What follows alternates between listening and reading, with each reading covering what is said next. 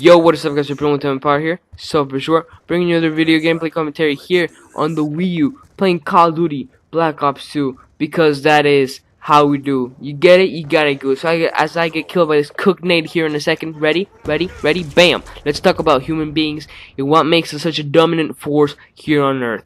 What makes our species so powerful that we have the force to affect the climate. We have the power to destroy third of the planet if we ever so wish. We can create devices that can send us to other celestial bodies.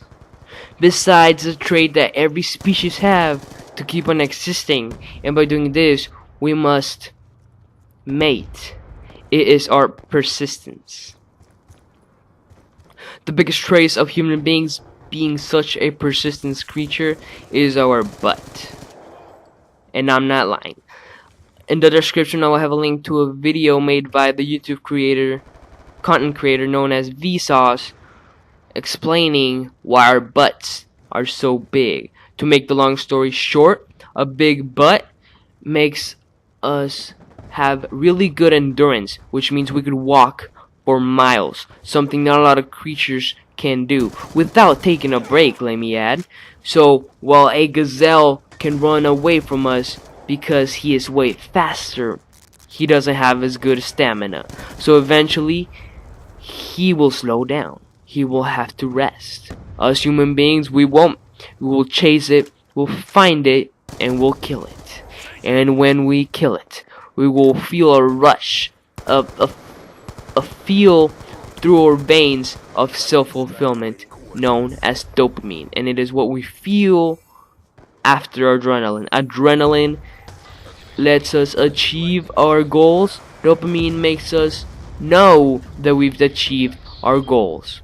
The problem with these chemicals is that can be artificially manipulated by drugs. We have ecstasy that athletes like to use to have the rush of adrenaline in their bodies and make them perform better than how they would without taking these drugs. We have people living in poor neighborhoods. We have bums using drugs that exploit the chemical dopamine to make them feel achieved, to make them feel like they've done something worthwhile when literally they haven't done anything successful, anything positive with their life. So dopamine being the one that rewards you, we human beings strive for that rush of dopamine in our bodies. And as smart as we are, we want the shortest shortcut. We have the shortest route to feel that dopamine. Why would we go ahead and hunt a gazelle or a deer to feel that rush of dopamine? Or why would we study our ass off to do good on that test in school? We could just smoke a joint, sniff some powder, and there you feel achieved. This is where specialization comes into place. As soon as we human beings specialize, we could do better as survivors. Instead of us trying to make our own food while killing our own animals and building our own clothes, we specialized on what we were good at. The reason that we did this is that since you only did what you were good at, you would have a better rush of dopamine, which means you would strive to reach that dopamine by doing what you did better every single time.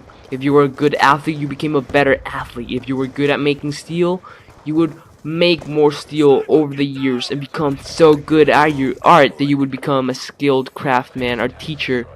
You would become so good at your art that people would look up to you for advice. Those who were trying to practice the same art, they would want to know how to do it. If you were Michael Jordan, people who play basketball would ask you how to become as good as you've been in basketball. If you were Ronaldinho or someone who was good at soccer, people would look up to you in soccer, and if they could, they would ask you how to become as good as you are at soccer, or as good as you were in soccer, or whatever you might be.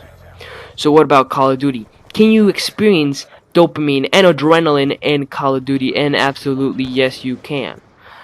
Especially in Call of Duty Black Ops 2, it is a game of rushing. Rushing means adrenaline. Every time you get close to a big skill streak, you will get that adrenaline rush. That is what I did.